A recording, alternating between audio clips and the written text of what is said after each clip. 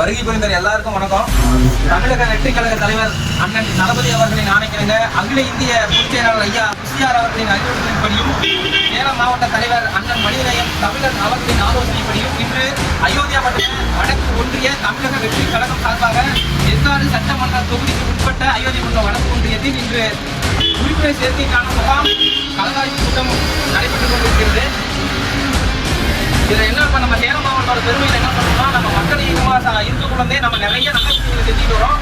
அரசியல் கட்சியை நம்ம பதிவு செய்யறதுக்கு முன்னாடி இருந்தே நம்ம வந்துட்டு ஒரு பெரிய நல்ல நல்ல விஷயங்கள், நலத்திட்ட உதவிகள், விலையில்லா விருந்தகம், அதே மாதிரி விலையில்லா குருதியகம், இது எல்லாமே நிறைய நம்ம வந்து மக்கள் இயக்கமா இருக்கக்கூடிய ஆரம்பிச்சு பண்ணிட்டு இருக்கோம். இப்போ ரத்தம் தேவைன்னா நீங்க வந்து அதுக்கான ஒரு நம்பர் இருக்கு, ஒரு ஆப் இருக்கு, அதை போய் நீங்க பண்ணீங்கன்னா உங்களுக்கு உடனடியாக வந்து அவசர உதவிக்கு ரத்த தேவை வந்து உடனே கொடுக்கப்படுது.